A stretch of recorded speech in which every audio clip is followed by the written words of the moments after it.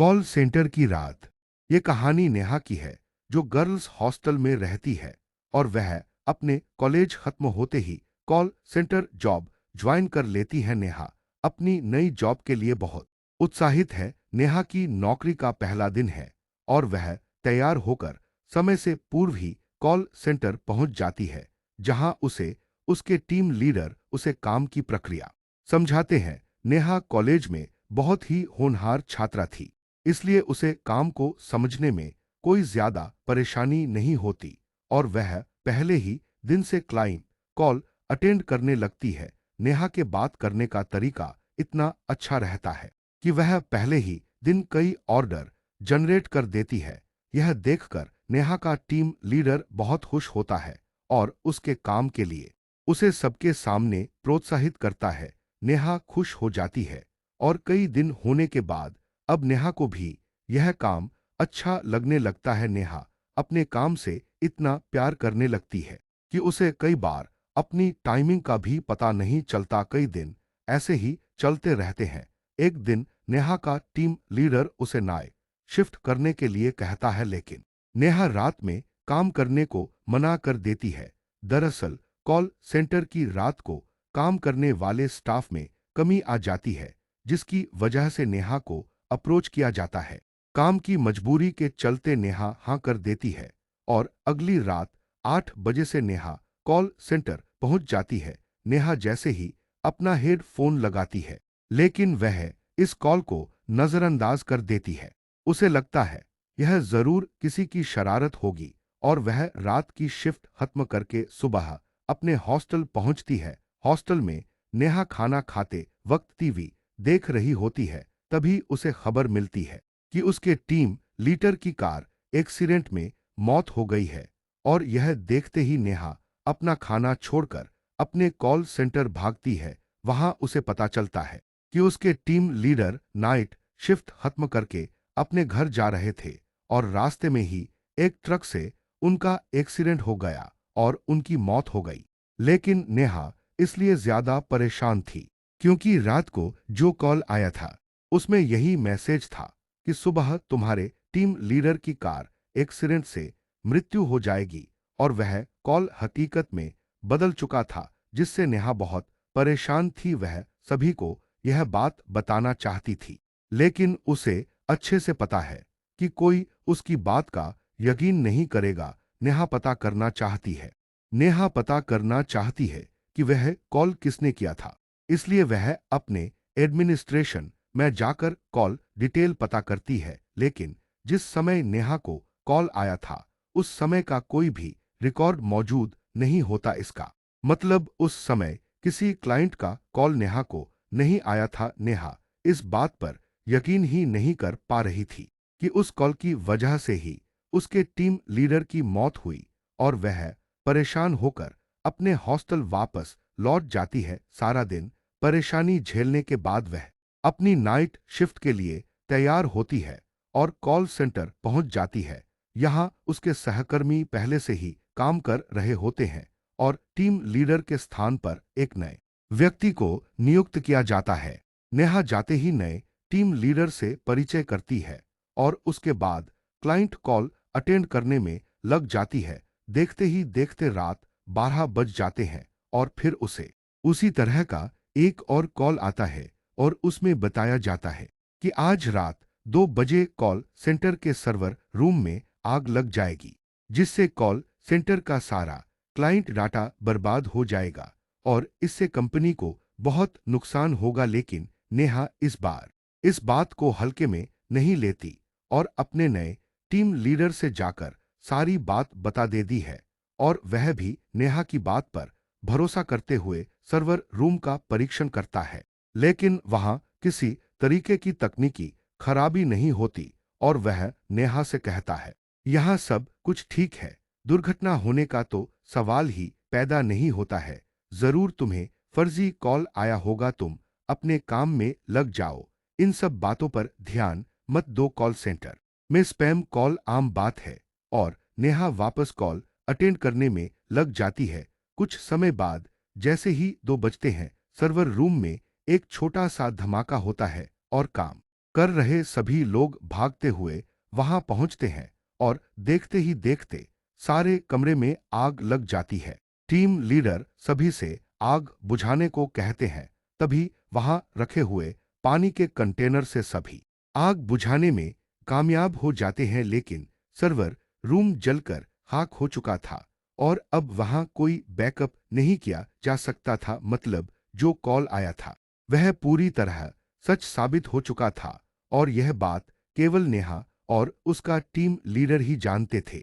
नेहा का team leader उसे अपने चैम्बर में बुलाता है और नेहा से पूछता है, तुम्हें ऐसे कॉल कब से आ रहे हैं? नेहा कहती है, जिस दिन से मेरे काम की शिफ्ट चेंज हुई उसी रात 12 बजे पहला कॉल आया था, लेकिन मैंने उसे ज्यादा महत्व नहीं दिया था और जब उस कॉल में बताई गई बात सच हो गई तो मैं दूसरी कॉल आते ही आपके पास आई और यह घटना भी सच हो गई। टीम लीडर नेहा के साथ मिलकर योजना बनाता है और अगली रात 12 बजे के कॉल के लिए दोनों तैयार होते हैं, जिसमें एक ही कॉल को सुनने के लिए दोनों अलग अलग हेडफोन कनेक्ट करते हैं। तभी 12 बजते ही कॉल आता है और नेहा कॉल रिसीव करती है और साथ ही अपने टीम लीडर को भी इशारा करती है ताकि वह भी कॉल में बताई जा रही बातें सुन सके और दोनों हेडफोन लगा लेते हैं।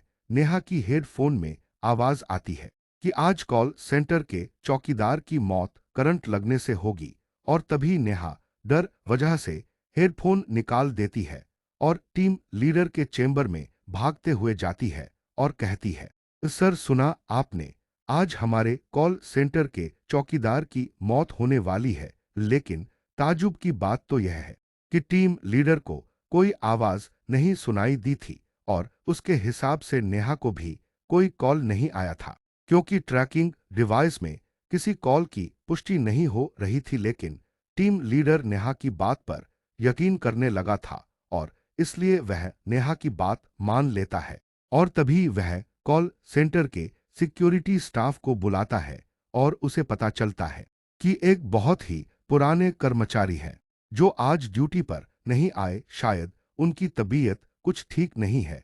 टीम लीडर आए हुए सुरक्षाकर्मियों को केवल आज की रात इलेक्ट्रॉनिक सेटअप से दूर रहने का ऑर्डर देता है ताकि कोई करंट से न मारा जाए।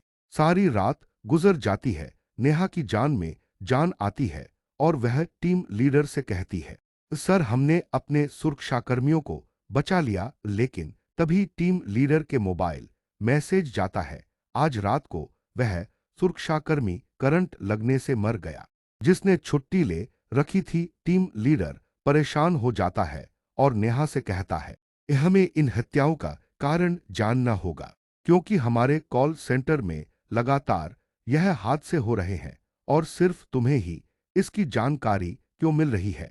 तभी दोनों कॉल सेंटर का इतिहास जानने की कोशिश करते हैं और पुराने कर्मचारियों से संपर्क बनाते हैं। उन्हें एक पुरानी कर्मचारी महिला मिलती है जो लगभग 12 साल पहले वहां काम कर रही थी, लेकिन उसके साथ कुछ पुरुष कर्मचारियों द्वारा गलत बर्ताव किया जाता था, इसलिए मजबूरी में उसे अपना काम छोड़ना पड़ा और उसकी सहेली, जिसका नाम भी नेहा था, उसके साथ तो बहुत ही गलत हुआ था, जिस सदमे से उसने उसी कॉल सेंटर में फांसी लगा ली थी और कुछ समय के लिए वह कॉल सेंटर बंद रखा गया था। नेहा की टीम लीडर को अब सारी बात समझ में आने लगती है और उसे एहसास होने लगता है कि वही लड़की नेहा से संपर्क बना रही है, क्योंकि वह नेहा में ही अपने आप को ढूंढ रही थी। नेहा यह बात जानते ही डर जाती है और वह अपनी नौकरी छोड़ने का फैसला करती है, लेकिन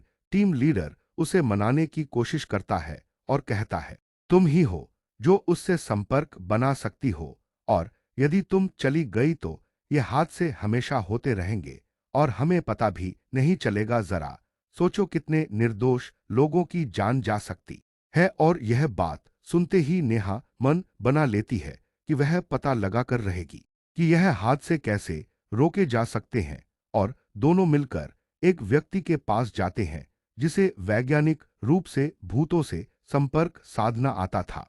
वहां जाकर उस व्यक्ति से उन्हें पता चलता है कि जब तक उसका बदला शांत नहीं होगा वह ऐसे ही हत्या करती रहेगी, लेकिन यदि हम उसकी आत्मा का संपर्क कॉल सेंटर से अलग करने में कामयाब हो जाए तो हाथ से रोके जा सकते हैं। लेकिन इसके लिए नेहा की जान को खतरा हो सकता था, क्योंकि उस वक्त नेहा को अकेले ही कॉल सेंटर में रहना होगा और जैसे ही वह नेहा से संपर्क करेगी तो उसे नेहा के शरीर के अंदर आने के लिए यह व्यक्ति विवश कर देगा और उसे नेहा के शरीर के अंदर रखते हुए कॉल सेंटर से बाहर निकालकर किसी दूसरे स्थान में उसे आजाद कर देगा, जिसके लिए उससे जुड़ी पहले की कोई पुरानी वस्तु ही जरिया बन सकती है।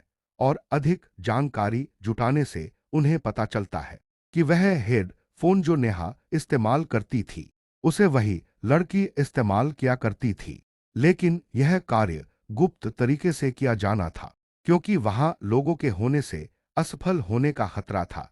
टीम लीडर सभी स्टाफ को छुट्टी दे देते हैं और तीनों मिलकर योजना को अंजाम देने के लिए कॉल सेंटर पहुंच जाते हैं। रात 12 बजते ही हमेशा की तरह कॉल आता है और योजना के अनुसार वैज्ञानिक उस आत्मा को तकनीकी प्रक्रिया के तहत नेहा के शरीर में उसे प्रवेश करवा देते हैं और नेहा बहुत अजीब सा बर्ताव करने लगती है, उसे संभलना मुश्किल हो जाता है। तभी दोनों नेहा को रस्सी के सहारे बांधकर कार तक ले जाते हैं और एक सुनसान जगह धार्मिक स्थल पर उसे आजाद करने की तकनीकी प्रक्रिया करते हैं। कुछ ही घंटों बाद नेहा को होश आ जाता है। टीम लीडर यह देखकर बहुत खुश होता है क्योंकि उन्होंने खतरा उठाते हुए इतना बड़ा काम कर लिया था और बहुत से बेकसूर लोगों को मरने से बचा लिया था।